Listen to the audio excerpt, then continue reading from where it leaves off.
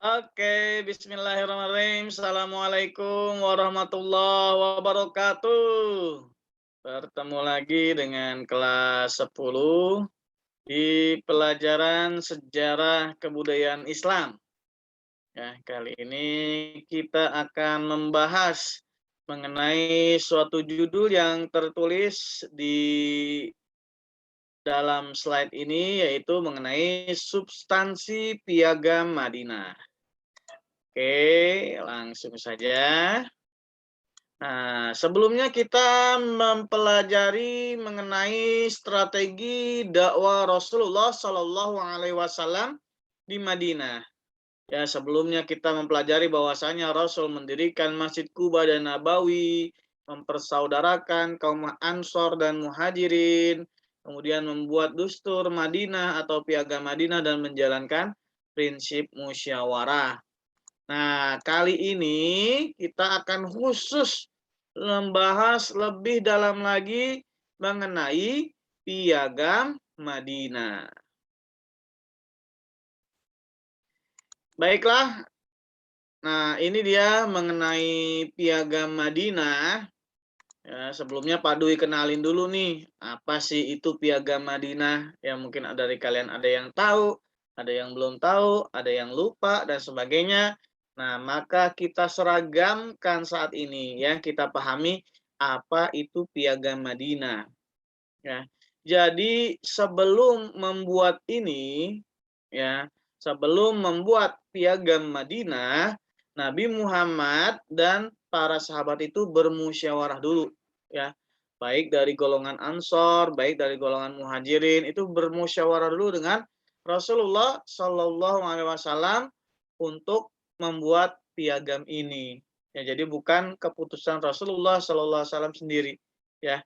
Jadi, dimusyawarahkan dulu ya, melihat melihat peta kondisi masyarakat Madinah, yaitu terdiri dari berbagai macam golongan. Jadi ketika, Nabi Muhammad berada di sana tidak hanya ada Muhajirin dan Ansor saja, ternyata ada juga orang-orang musyrik, ada orang-orang Yahudi, ya, dan ada golongan yang lain di sana, ya. Ya mungkin yang paling besarnya itu yaitu musyrik dan Yahudi di sana, ya, dan juga mungkin akan berpengaruh. Maka dari itu Rasulullah menetapkan Piagam Madinah, berlatar dari hal itulah, ya.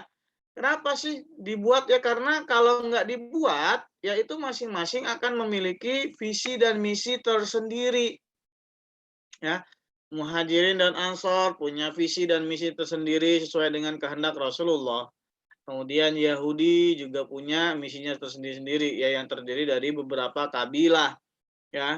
Nah, kemudian orang-orang musyrik juga mungkin akan terkoneksi dengan musyrik di Mekah ya. Maka dari itu kayaknya nih perlu nih diadakan Piagam Madinah.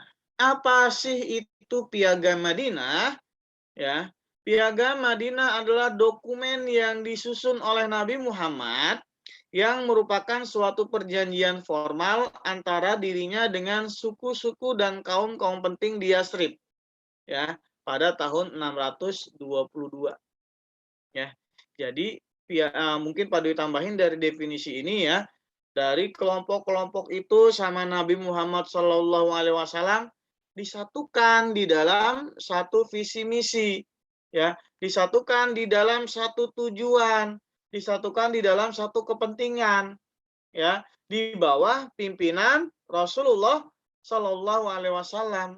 Nah, kalau bersatu begitu, maka akan meminimalisir adanya perpecahan ataupun konflik ya. Piagam Madinah ini menetapkan sejumlah hak dan kewajiban bagi kaum muslim, kaum Yahudi dan komunitas-komunitas pagan di Madinah. Ya, jadi ketika orang-orang yang menandatangani atau yang setuju dengan piagam itu maka mereka berada di dalam satu komunitas ya yang memiliki hak dan kewajiban yang sudah ditentukan di piagam tersebut. ya, sehingga membuat mereka menjadi suatu kesatuan komunitas yang dalam bahasa Arab disebut sebagai ummah, ya. Ummah Madinah Al-Munawwarah, ya. Mudah-mudahan kalian mengerti ya di sini. Nanti silahkan kalau ada yang belum bertanya, ada yang belum paham boleh bertanya di akhir. Oke, kita lanjut. Sekarang isinya apa sih? Ya kan, tadi kita bahas pengertiannya. Isinya apa sih? Ya, jadi kalau kalian lihat di buku, ya, itu ada 47 pasal. Ya, kalau dipelajari di sini satu persatu, maka akan lama durasinya kalian bisa membaca di buku tersebut. Tapi Pak Dwi sudah merangkum untuk kalian. Ya, jadi pada intinya ada 4 poin pokok yang tercantum di dalam pasal-pasal Piagam Madinah tersebut.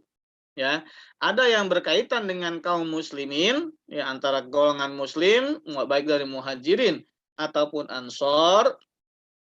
Kemudian ada juga yang berkaitan dengan musyrik, ya, orang-orang musyrik yang tinggal di Madinah. Kemudian ada juga orang yang berkaitan dengan orang-orang Yahudi yang tinggal di Madinah, ya. Kemudian ada hal yang berkaitan dengan umum. Ya, apa aja sih? Kita lihat setelah ini. Oke, ini dia poin-poin Piagam Madinah yang berkaitan dengan kaum muslimin. Ya, kita keluarinnya satu persatu aja ya. Oke, kaum mukminin yang berasal dari Quraisy dan Yasrib, Madinah, ya, atau yang berasal dari Quraisy itu berarti muhajirin, dan Yasrib, Madinah itu berarti ansor, serta yang bergabung dan berjuang bersama mereka adalah satu umat. Jadi kalau ada orang muslim ditinggal di Madinah, tunduk kepada perjanjian ini, maka itu adalah satu umat. Ya, tidak berbeda-beda, ya. Kemudian kaum mukminin yang berasal dari muhajirin dan ansor tolong menolong dalam membayar diat di antara mereka. Nah, ini kata intinya adalah ditolong menolong. Kemudian lebih khusus lagi dalam membayar diat, ya. Diat itu apa sih? Misalkan ada kasus pembunuhan, ya. Kemudian keluarga korban memaafkan dan si pelaku ini diwajibkan membayar diat. Nah, ini kaum muslimin tolong menolong dalam hal ini. Sesungguhnya kaum mukminin tidak boleh membiarkan orang yang menanggung beban berat karena memiliki keluarga besar atau utang di antara mereka. Tuh, intinya lagi di sini adalah tolong menolong, ya. Misalkan ada, kita lihat nih di lingkungan orang-orang Madinah nih ya. Orang-orang Madinah melihat di lingkungan mereka ada orang yang keluarganya besar sehingga tidak bisa menanggungnya. Nah, itu saling membantu, nggak boleh cuek aja, ya. Atau ya ada yang punya utang kemudian cuek saja. Nah, seperti itu harus saling membantu. Kemudian selanjutnya, orang-orang mukmin yang bertakwa harus menentang orang-orang yang berbuat zalim di antara mereka. Nah, itu saling mengingatkan, saling menasihati, saling kalau ada kezaliman itu dihilangkan seperti itu. Ya, kezaliman itu perbuatan yang merugikan orang lain, ya. Kemudian sesungguhnya mukminin itu saling membantu. Nah, ini saling membantu menutup semuanya itu. Jadi pokoknya dalam berbagai hal, ya. Jadi tadi sudah secara khusus disebutkan dalam membayar diat, kemudian menanggung keluarga besar, hutang, yang zalim. Nah, ini ditutup dengan saling membantu di antara mereka dalam hal apapun berarti, ya. Dan yang terakhir, orang-orang Yahudi yang menaati kaum mukminin berhak mendapatkan bantuan dan santunan selama kaum Yahudi tersebut tidak menzalimi kaum muslimin. Tuh, ya. Enak gak tuh, ya. Jadi ini udah dikuasai oleh umat Islam ketika itu, kemudian ada orang Yahudi yang tinggal di situ. Kalau orang Yahudi tersebut kesusahan, ya, maka kaum muslimin itu juga harus memberikan bantuan dan santunan. Ya, jadi kita bantuan dan santunan itu bukan hanya kepada sesama muslim saja ya, tetapi kepada orang-orang non-muslim juga, asalkan orang-orang non-muslim itu tidak pernah menzalimi kita ya. Itulah indahnya ajaran Islam kalau kalian pelajari dengan baik. Oke, kemudian poin yang berkaitan dengan kaum musyrik. Nah, ini eh, musuh besar Islam ketika itu adalah kaum musyrik di Mekah, ya, kaum musyrik di Mekah. Tapi ada juga yang tinggal di Madinah. Maka dari itu, ya, dibuatlah perjanjian ini, ya. Kalau kamu tinggal di Madinah, menyetujui perjanjian ini, maka orang-orang musyrik di Madinah, ya, tidak boleh melindungi harta atau jiwa kaum kafir Quraisy di Mekah, ya, musyrik yang ada di Mekah, dan juga tidak boleh menghalangi kaum muslimin darinya.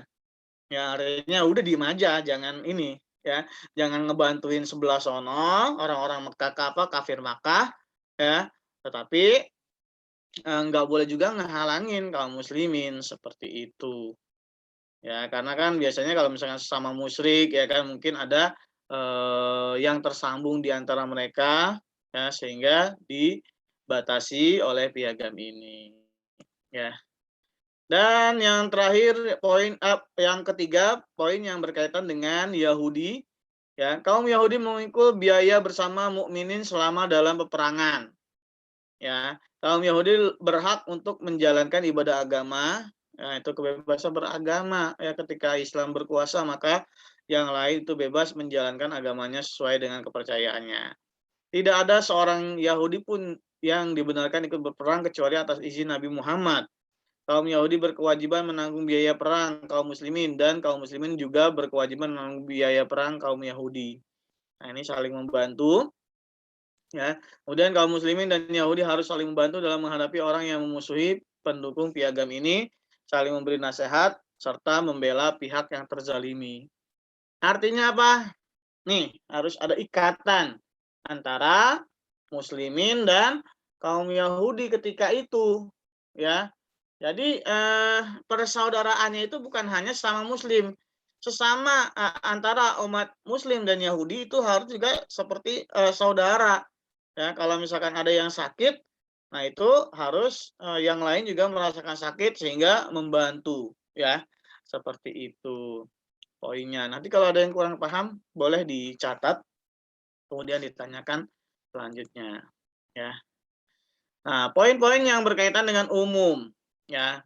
Bila terjadi suatu peristiwa atau perselisihan di antara pendukung piagam ini yang dikhawatirkan menimbulkan bahaya, maka penyelesaiannya menurut Allah dan Nabi Muhammad, ya. Jadi hebat nggak tuh? Ya, mengantisipasi kalau misalkan seandainya ada perselisihan, ya namanya apa namanya pemikiran kan berbeda-beda mungkin dalam menanggapi suatu ketentuan, ya kan? Nah, kalau misalkan ada perselisihan maka diserahkan kepada Allah dan Rasulnya, beres, ya kan? Nah, harus taat terhadap ketentuan ini. Para pendukung piagam harus saling membantu.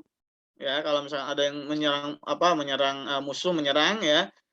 Jadi misalkan serangan dari musyrik Mekah.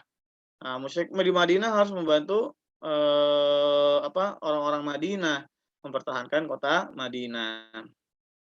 Orang yang keluar bepergian aman. Ya, orang yang berada di Madinah juga aman kecuali mereka-mereka yang berbuat zalim dan hianat.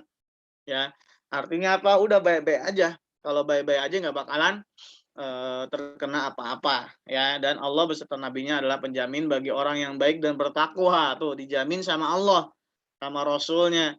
Ya, kalau kamu baik-baik saja, ya menuruti apa yang ada di ini, maka semuanya akan baik-baik saja. Seperti itu. Ya, oke, ya.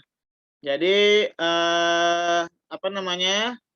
Ini dia strategi dakwah Nabi Muhammad dalam Piagam Madinah. Ya, jadi dari apa yang dijelaskan itu ternyata ada suatu hal yang baik, ya. Ini mudah-mudahan nggak ketutup sama kalian ya. Jadi ini adalah perjanjian yang disepakati bersama menunjukkan telah mendirikan negara. Ya, jadi mungkin kalian lebih tahu syarat berdirinya suatu negara, ya di antaranya adalah sesuatu hal adanya sesuatu selain wilayah, kemudian ada masyarakat, kemudian ada juga sesuatu hal yang disepakati bersama, ya. Nah, kalau misalnya udah mendirikan suatu negara, maka apa? Ya itu disitulah ada suatu kekuatan. Ya, itulah strategi dari dakwah Nabi Muhammad Shallallahu Alaihi Wasallam. Ya, Muslimin dan Yahudi bersekutu membela negara, menjaga keamanan. Ya, jadi di situ juga ada strategi yang bagus. Ya, menjaga-jaga daripada Yahudi menjadi musuh. Ya kan? Kalau misalkan adanya permusuhan, maka apa yang terjadi? Yang terjadi adalah kerugian seperti itu. Maka apa? Daripada rugi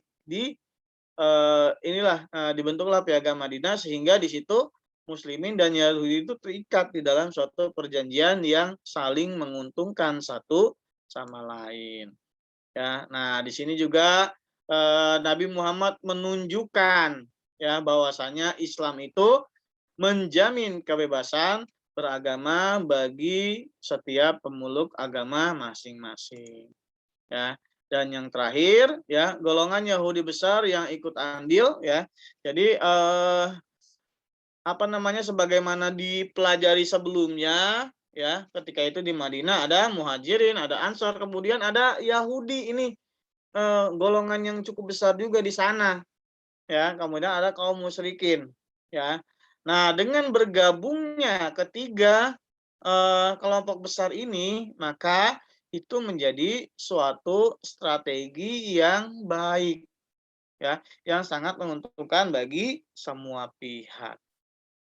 Oke, mungkin itu saja penjelasan Pak Dwi ya. Sekarang Pak Dwi punya pertanyaan ya, silahkan kalian jawab ya dengan menggunakan bahasa kalian yang udah SMA, tidak usah lagi bertanya, Pak, jawabannya berapa? Ya, jawabannya adalah sebanyak-banyaknya. Ya, ini pertanyaannya apa nih? Sikap toleransi ya dalam Piagam Madinah. Ya, apa nih?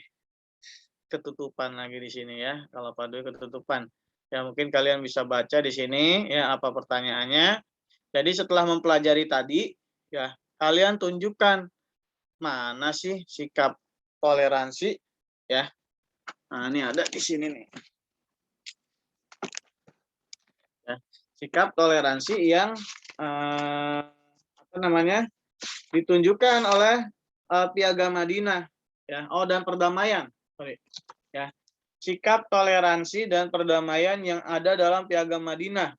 Ya, kalau kalian putar lagi video ini mungkin kalian akan tahu di sana ya di mana sih Nabi Muhammad atau Piagam Madinah itu menunjukkan sikap toleransi ya.